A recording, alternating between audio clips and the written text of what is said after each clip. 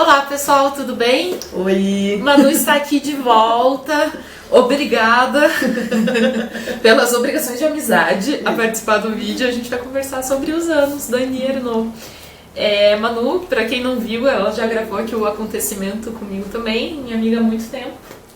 Manu é tradutora, tá terminando, muito prestes a terminar o doutorado. Poucos dias de ser doutora. E quem quiser dar uma olhada no Instagram é bloco de notas aleatórias. Obrigada, amiga. Imagina. E aí, amiga, vamos lá, os anos. Os anos. Acho que é um livro que muita gente começou a ler, Annie Ernaux, né? Eu acho que sim, porque foi o primeiro a ser publicado no Brasil, né? Então, pra gente, eu acho que tem isso. Essa edição minha saiu pela 3 Estrelas com a tradução da Marília Garcia em 2019, se eu não me engano. Isso, mas também tem a edição com a mesma tradução, saiu pela Fósforo, logo que a Fósforo começou, inclusive. Eu acho que também foi um dos primeiros coisas a serem publicadas também. E eu acho que é por isso, né? Ela já era Nobel, né? Não é. Não, né? Pois é, olha só. Foi né? Foi um bom achado, eu diria. Eu diria que foi um grande achado. Porque foi um pouco depois, né? Acho que ela veio em 22 ou 21 agora, gente. Foi por aí. Então, ela veio na Flip em 22. Foi 22, porque ela já tinha sido confirmada. Ah, legal. Mas... Aí, gente, inclusive, foi nesse ano aqui.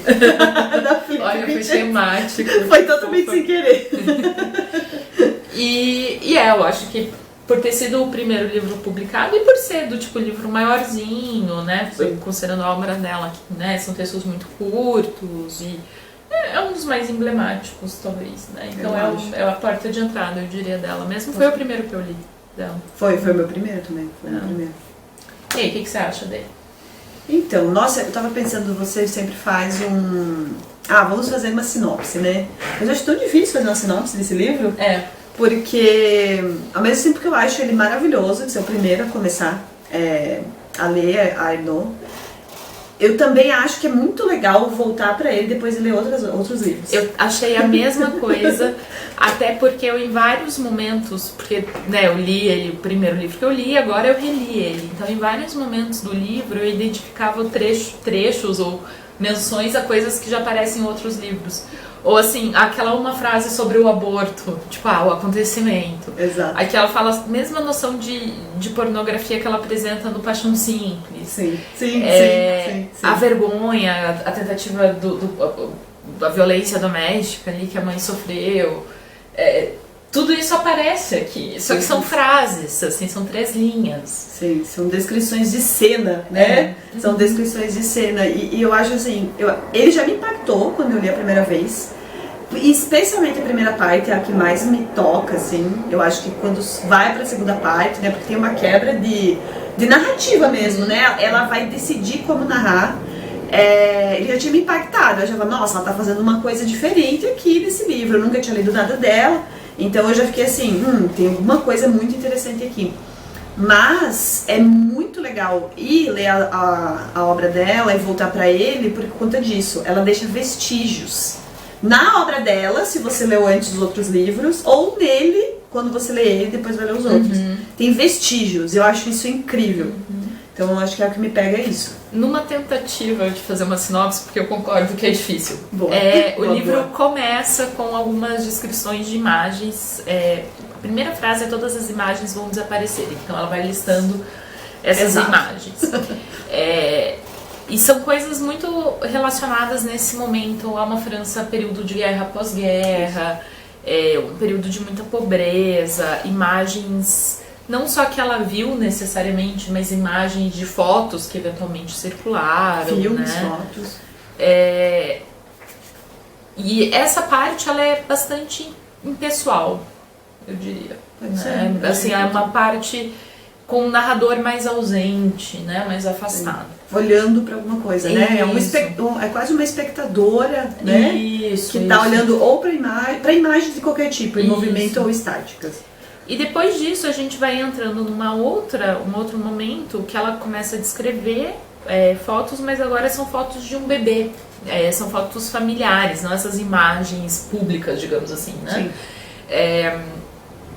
E ao com isso, ela vai entrando na narrativa dessa família, nas histórias, nas reuniões, nos encontros de uma família no período pós-guerra e o que se era contado, quais eram o que ficava, né? E aqui tem uma primeira pessoa do plural, né? Tem um nós, que já aparece aqui. Logo em seguida, a gente tem uma fala que tem uma oposição desse nós, da primeira pessoa, com um outro grupo. Porque tendo como pano de fundo comum a fome e o medo, as histórias eram contadas com o uso do nós, dos pronomes indefinidos e construções impessoais. E essa coisa de contar no nós fazia com que todas essas pessoas tivessem a sensação de ter vivido tudo aquilo, ainda que as crianças não tenham vivido, ou não tenham vivido a ponto de ter memória, exato. Né, daquilo.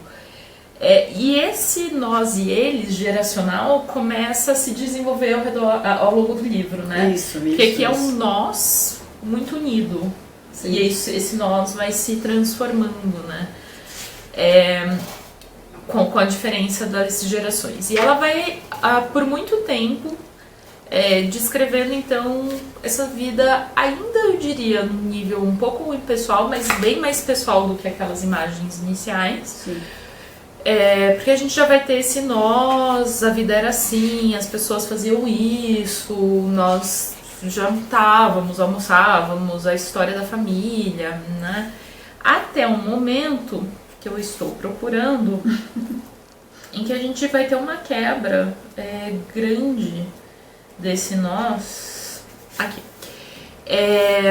É por meio das percepções e sensações vividas por esta adolescente morena de óculos de 14 anos e meio que a escrita aqui pode registrar parte dos acontecimentos que perpassavam os anos 1950 e captar o reflexo da história coletiva projetado na tela da memória individual. Então aqui que a gente entende, peraí, tudo isso está sendo contado por essa pessoa que estava vendo tudo isso. Exato. E em memória, né? Do que ela lembra ainda, né? Sim. Então, aqui que tem esse momento de ela tá mostrando pra gente o artifício da escrita, né? Ela tá mostrando pra gente que o nós é uma linguagem. Exato. E que é uma forma de forjar a própria memória, né? Isso. Esse nós. Isso, exatamente. De incluir ela numa memória que ela não necessariamente viveu, mas incluir a gente numa memória que a gente não viveu. Exato. E daí a gente vai eventualmente, agora esse momento eu não sei se eu anotei, mas a gente vai passar esse adolescente vai virar uma ela, né? Sim. E é uma figura feminina parecida com uma noção de personagem, não sei se a gente pode dizer, enfim, uma espécie de personagem. Sim. Que vai começar a conduzir a narrativa a partir disso.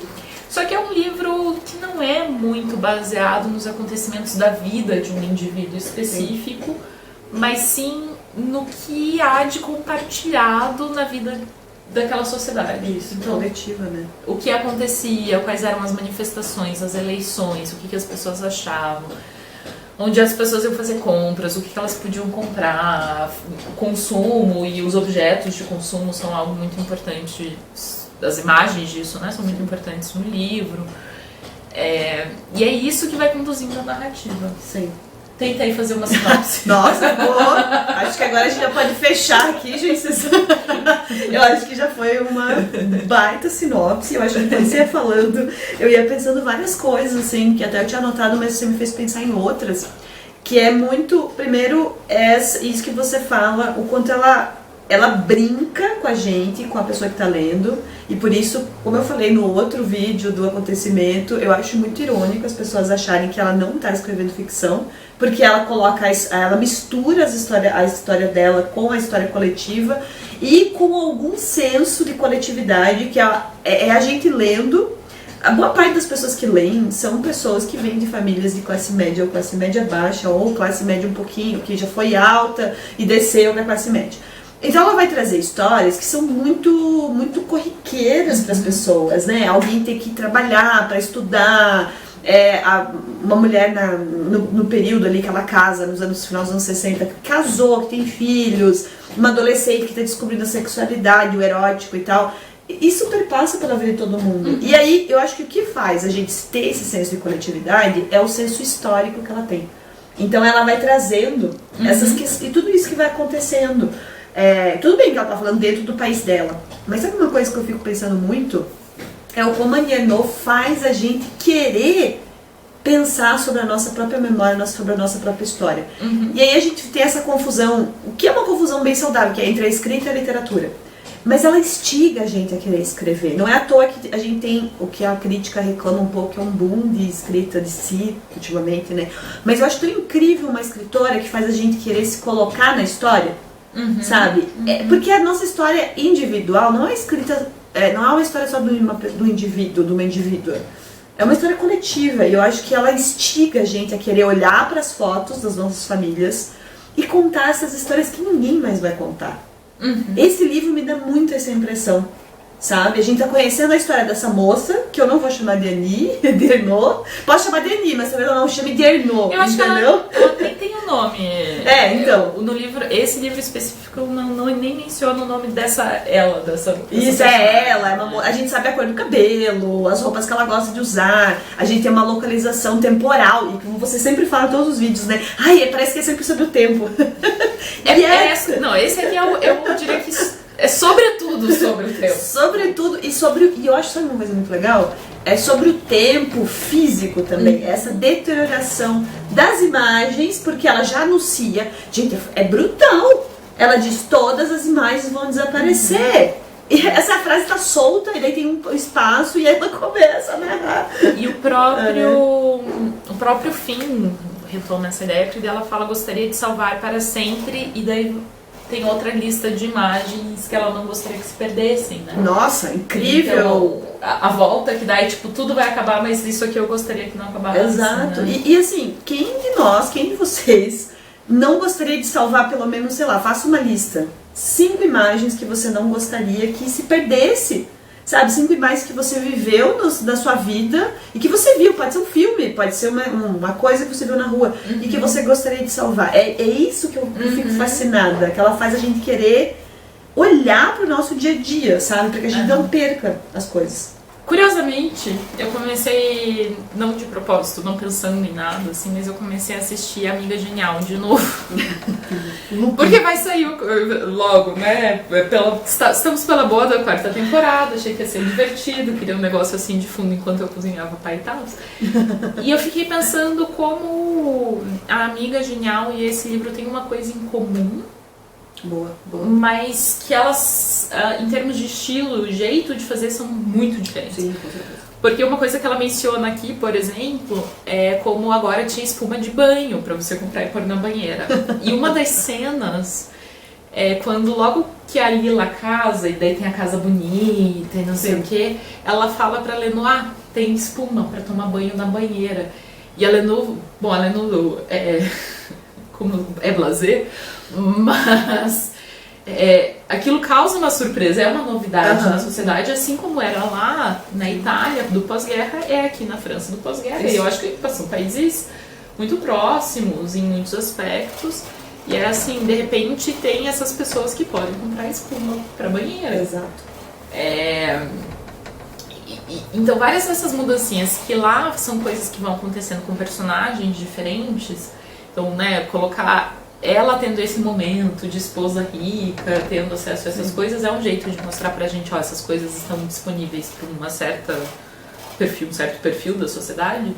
Aqui também aparece essa mudança, mas é de um jeito diferente, porque é um jeito... Agora dá pra comprar. Tem no mercado. O mercado está cheio tá de acessível, né? coisa, né? E ela não diz pra gente quem que compra, ela não diz se ela compra. Como é que surge isso? Ela diz tem no mercado. Sim. E tem uma coisa que eu fico pensando muito, que esse livro, ele tem um filme, né? Que saiu, acho que são uns 2 anos atrás. Eu assisti na Mostra de Cinema de São Paulo, que é Os Anos de Super 8. Que é o Super 8 da família, né? Ela menciona. Ela menciona, inclusive ela fala da cena que abre o filme, né? No livro. E aí uma coisa que eu acho bem curiosa é porque é um Super 8, então é um tipo de câmera, né? Muito da época, E que é, assim, não era barato comprar nos anos 70, então tem isso, já mostra um pouco o que esse marido também ofereceu pra ela. E nos anos Super 8, as imagens vão ser narradas, né, porque vão ser montadas, mas quem narra a voz em off é a Annie Ernaux. E é ela que conta, ela inclusive conta o quanto essa esposa tá triste, não tá feliz no casamento, e ela inclusive faz filme ela monta o filme com o filho, né, o Davi. E aí eu fiquei pensando muito sobre como a gente tem perspectivas totalmente diferentes de uma mesma história, né, porque isso, ela meio que tá falando assim, olha, essas aqui são imagens da minha família, são imagens pessoais, porque a neta dela chega a perguntar, bom, será que alguém vai se interessar pela história dessa, uma história tão pessoal? Ela sabe que o filme e o livro são modos de forjar uma realidade. Porque assim, a gente só sabe da realidade quando a gente tá dentro da casa de alguém, e mesmo assim... Não, mesmo assim não. Mesmo assim não, exato, ou mesmo, né, a gente pode pegar coisas, a gente adora assistir imagens da vida alheia, Big Brother, por exemplo, sabe? Então assim, mas mesmo ali as pessoas estão interpretando personagens, e aí a gente pode entrar em várias coisas sobre performance e coisas do tipo. Então eu acho muito louco, porque eu fui assistir o filme pensando no livro, e eu cheguei lá e vi uma outra coisa, sabe? Eu não sei, eu acho isso muito interessante, porque é isso, ela quer dizer que existe um projeto, toda vez que você apresenta alguma coisa, ou seja imagens narradas de forma escrita, tem alguma coisa acontecendo ali, né? Tem uma escrita, tem uma vontade de narrar de determinada forma. E tem um jeito de apresentar, tem algo que fica fora da foto, algo que fica fora da narrativa. Exatamente. Né? Tem tudo isso, tem esse artifício. Isso. Então aqui, eu acho que aqui quando ela lembra pra gente dessa adolescente que tá vendo tudo isso, e que é a partir dessa adolescente que a gente tem acesso a essas informações, que ela tá falando, olha, tudo isso parece meio neutro, parece que você tá vendo as imagens, mas não. Tem alguém escrevendo, né? Essas imagens foram vistas por alguém e a partir disso estão sendo escritas. Exatamente, né? Nossa, total. E é muito isso, né? De mostrar o próprio artifício. Sim. Inclusive, no outro vídeo eu comentei, né, que ela me lembrava a Virgínia, e aí, né, a gente até cogitou que ela teria lido, e relendo as anotações que eu tinha feito na primeira leitura, ela fala que a adolescente, não, acho que já a mulher mais... ela fala que tá lendo Ao Farol. E aí foi uma coisa que eu comentei, né, no outro vídeo, que e ela diz, que ela leu Ao Farol, leu Sartre, leu outros autores e autoras, e ela dizia, escolhe a forma de se narrar. Nossa, aquilo ali pra mim foi assim, nossa, a primeira leitura, passou, toda vez que alguém citar Virgínia eu vou riscar, mas relendo me fez pensar em outra coisa, sabe? O como essa mulher, ela teve durante a vida toda dela uma ideia de projeto, de escrita. Inclusive, revendo o teu vídeo sobre o Getting Lost, eu fiquei pensando se não é de propósito. Você vê meus vídeos. Claro, óbvio, né? O Getting Lost, eu acho que é de propósito que ele é chato. Ele é porque chato. É chato uma mulher obcecada por um cara, entendeu? Inclusive, o nome do livro é Se Perder. Ela tá perdida, ela chega a perder até o método de escrita dela, sabe? Não, ele é um ponto, talvez seja de propósito. Mas eu continuo sendo chatíssimo. Você quer emprestado? Acho que não. Acho que eu vou pular, vai. Tanta coisa legal pra ler, né? Falando de outros livros da Annie Ernaux, eu fiz um esqueminha muito mal feito, porque eu tava lendo o livro no meu colo. Gosto. Mas o que eu fiquei pensando também é que o livro, pra mim, ele junta dois tipos de livros que ela tem. Porque tem o Exteriors e o Tem Sim, que a gente já leu, que são livros que ela descreve imagens do mundo externo.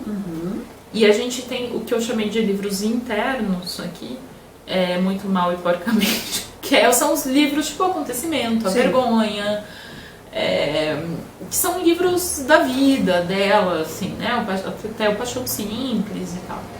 E eu acho que essas duas coisas, essas duas características da obra dela convergem nos anos, porque a gente ainda tem um ponto de vista, a gente ainda tem uma experiência que está sendo vivida por um indivíduo, só que ela E ela menciona esses acontecimentos da vida, só que ela tá narrando isso de um jeito que parece ela vendo o mundo externo. Boa. Então me parece que ela juntou essas duas coisas que ela já vinha fazendo aqui, de um jeito muito maravilhoso. Então, ela faz pra mim uma coisa... Não vou eu falar da Virginia de novo. Não, mas é uma coisa que é uma preocupação da Virginia até o fim da vida, até os últimos textos dela, que é como se narra a vida. Né? E eu acho que com certeza é ótimo. Mas assim, muito provavelmente a Ernaux, tendo essa noção e sendo instigada por essa noção, ela coloca uma questão de classe muito poderosa nos livros dela, que é mostrar também a ascensão dessa mulher, né? Porque mesmo que ela escolhe o aborto lá no acontecimento, mas ela casa e o casamento ele não é aquilo que ela esperava, e é aí que ela vai se tornar escritora. A Ernaux também, parece que cada livro dela ele é uma prática para chegar em outras. E às vezes eu tenho a impressão, e assim, eu não sou nenhuma especialista em Ernaux, nem li tudo dela, né? Tem várias coisas para ler. Mas eu tenho quanto mais eu leio, mais impressão eu tenho que os anos é o tipo mesmo de projeto fechado. Ela foi fazendo várias coisinhas para chegar nos anos, sabe? E nem tô falando uma questão temporal, que um livro X saiu antes ou depois. Que é uma coisa, às vezes, da Virginia, as pessoas leem, sei lá. Ela vai pensar lá o esboço do passado, que é já nos anos 40, pouco antes dela falecer, inclusive ela nem termina no esboço do passado. Ela tá lá pensando a mesma coisa, como é que narra a vida, que ela fazia em Mrs. Dalloway 20 anos antes. Né? Porque ela fica muito assim, gente, eu quero dar conta do que eu vejo, do que eu sinto e do que o mundo tá vivendo. Como que eu narro isso? Porque a minha vida é formada de tudo isso. Né? E eu acho que nesse livro tem um projeto muito amarradinho, exatamente isso que você falou. Sabe? Tem sim. Eu vou mudar levemente de assunto. Posso? Pode. Não, é só porque eu não quero esquecer de falar isso. E eu não sei se eu tenho muito o que comentar sobre Virginia Woolf. Então, ela faz uma coisa aqui que me lembra outros dois autores. Me lembra um pouquinho algo que o Salinger faz com frequência, que é listar coisas. Sim. Então, assim, porque o Salinger faz coisas tipo, ele abriu o armáriozinho do banheiro e tinha pá. Sim, boa. E ela faz isso às vezes também, não tanto pra criar uma personagem, até porque a noção é problemática no livro, mas para criar, no mercado tem as pessoas compram, né, esse tipo de coisa. Mas eu acho que outro autor, e daí aqui um autor francês que também lida muito bem com essa narrativa dos objetos é o Perec. É o Georges Perec, principalmente nas coisas. Nas coisas, com certeza. Mas tem outros livros dele que ele também traz isso, né? Também é uma preocupação dele. E que ele tem um interesse muito parecido com ela, porque ele também é um escritor que se preocupa muito em zombar. Aí ele já tem uma questão de zombar a própria classe, né? Principalmente nas coisas. Ele vai zombar desses intelectuais jovens, essas famílias. E assim, não é diferente do que ela quer fazer, porque assim, se você vai ao mercado ilícito, o que as pessoas estão comprando e o que você pode comprar, você também está se colocando num lugar de classe muito específico, né? Que é uma coisa que a gente já sabe, que é muito importante para Annie Ernaux, né? Inclusive nas narrações dela dos anos Super 8, as narrações são muito boas, os comentários políticos que ela faz, porque a família vai passar férias, por exemplo, no Chile. E aí ela faz todo um comentário sobre o socialismo no Chile, ainda o Allende tá vivo e tal, e eles saem da França pro Chile para ver como é que é o Chile do Allende, né? Então, assim, é muito interessante, porque tem uma preocupação de mostrar a classe, né? E eu acho que ela e o Perec tem umas coisas muito parecidas. Tem muitas frases boas sobre coisas, mas tem um que eu gosto muito, porque ela tá falando dessas... Tem uma lista, os alimentos tinham um teor reduzido ou enriquecido, e daí tem uma lista das coisas. Mas fala sobre essa coisa, aqui a gente já tá, se não me engano, na União Europeia, já é euro e tal, mas tem uma crise grande com refugiados e imigrantes e tal. E ela fala, larga essa, as pessoas achavam normal ter mercadoria chegando do mundo inteiro e circulando livremente, enquanto os homens eram barrados nas fronteiras. Nossa, Não, ela solta uns comentários muito assim, né? Não tô aqui só olhando pro mundo, tá, gente? Eu sei o que tá acontecendo, eu estou de olho, né? Nossa, eu acho incrível, incrível o que ela faz. Manu, você tem um livro muito bom na sua mão. Tenho, que eu sei que a Gisele gosta muito dessa autora. A primeira parte do livro, gente, me lembrou muito os ensaios sobre a fotografia da Susan Sontag. Esse aqui eu acho que foi o Rubens Figueiredo. Eu nunca sei qual foi a Denise Botman que traduziu e qual foi o Rubens Figueiredo. Esse é traduzido pelo Rubens Figueiredo. Eu gosto muito desse livro de ensaios, principalmente do primeiro ensaio, Na Caverna de Platão. Porque eu acho que aqui que a Sontag e a Annie Ernaux conversam, mas não porque uma lê a outra, com certeza, quer dizer, com certeza eu não posso dizer, né? Não sei se a Sontag, ela lia muito em francês, inclusive ela era muito paga-pau da literatura francesa. Eu acho que até tem chance dela ter lido alguma coisa da Ernaux, mas esse aqui não. Apesar de eu tive as críticas com essas literaturas esse aqui é de 2008, então esse... esse com certeza não, com certeza ela não leu. Mas a gente não tem a que ponto dizer que a Ernaux leu a Sontag, que há uma grande probabilidade, eu diria que sim. Mas enfim, a questão nem é sobre influências, é sobre como a gente costura as leituras, né? E nesse primeiro ensaio aqui, a Sontag, Na Caverna de Platão, a Sontag vai falar muito, ela termina o ensaio brincando com uma frase do Mallarmé, que tudo existe para terminar um livro, e ela amarra dizendo que tudo termina para terminar uma imagem, né? E aqui ela vai brincar e desenhar sobre imagens, ela tem outros textos também sobre isso.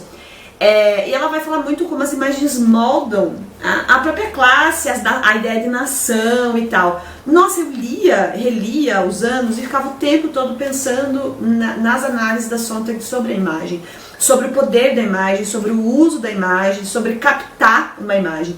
Porque eu acho que a primeira parte do livro é muito isso, você se agarrar às imagens, a ponto que elas são parte da nossa vida. Eu vejo muito filme, então eu não tenho como dissociar o que eu lembro dos filmes que eu vi, sabe? Eu acho que eu fico pensando muito, juntando elas duas sobre isso. Então eu lembrei muito, eu recomendo muito a leitura. Eu também.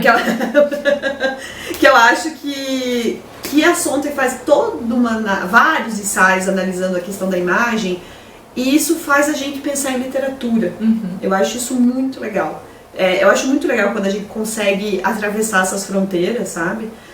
Então eu lembrei muito da Sontag, não porque seria uma influência da Annie Ernaux de forma nenhuma. Também acho que não sei se me interessa se ela leu ou não, mas porque as duas podiam sentar e conversar sobre escrita e imagem, sabe? E porque a gente pode ganhar muito lendo os dois textos. Exatamente. Eu acho que essa que é a questão. Nossa, com certeza. Quem lê ganha muito em aproximar, independente do que as autoras fizeram muito. Ou não, né? E inclusive a Sontag ela vai falar bastante, ela vai fazer um histórico sobre a imagem ser, né, a questão de classe da câmera fotográfica, sabe? Essa que a gente tá olhando e gravando um vídeo, do acesso que as pessoas passam a ter ao acesso que os fotógrafos, e eu falo os fotógrafos, eram muitos homens mesmo, né? Então ela vai fazer todo esse estudo, e eu acho tão emocionante chegar numa autora que começa a narrar a partir das imagens, a partir dos anos 70, sabe?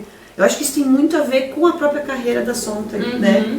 Então eu achei muito bonita a relação das duas. Então eu recomendo, gente, leiam com calma, devagar. Procurem as fotos que ela cita no Google. É muito gostoso fazer esse processo de estudar esse livro aqui, e acho que tem tudo a ver. Eu acho mais legal desse livro, pra mim, assim, eu acho que tem muitas coisas legais, mas o que eu mais gosto em termos da escrita dela é porque ela brinca muito com noção de personagem, narrador, quem que narra e quem que é personagem. Ela muda muito a pessoa da narrativa do nós pro ela, pro eu, nós e eles, sim, e tal. Ela constrói isso muito bem, mas tem uma coisa que eu gosto muito, eu percebi numa parte que ela fala que aquelas vozes transmitiam a herança da pobreza, da privação diante da guerra e das restrições. E essas vozes são os parentes mais velhos e tal. No fundo são quase narradores internos, assim. É uma narrativa moldura quase, sim, assim. Sim. É muito não do jeito tradicional de se fazer uma narrativa moldura, mas é assim, essa parte da história eu só tô contando porque aquelas vozes, aquelas pessoas me contaram. Exato. E eu tô passando isso. porque não é mais uma coisa que eu vivi ou que eu tenha memória de ter vivido, né, a parte da guerra. Então ela tem quase um narrador interno, assim, de alguns momentos, né. E eu acho que ela brinca tanto com o narrador justamente porque ela tá querendo mostrar que várias dessas imagens, essas crenças, dessas coisas são também narrativas que a gente recebe. Sim, concordo. Não necessariamente vive, né? Já são coisas que a gente recebe sendo contadas. E eu acho que deve ter sido uma treta enorme a Marília ter traduzido, porque no francês se varia muito, né? As pessoas e aí os verbos, né? Já é sempre... A gente sempre se atrapalha para aprender, eu fico pensando muito no aprendizado. E como ela vai usar a língua para isso, né? O bom é que no português a gente também tem toda essa variação que perceptível do nós, eu, eles, que eles, faz ela, exatamente. Então eu acho isso fascinante. Imagino a treta que foi traduzir para isso causar esse efeito na gente, sabe? Então fiquei pensando muito nisso, o quanto que ela faz uma coisa básica de projeto de escrita, que é brincar com a própria língua, né? Que é fazer uso da própria língua.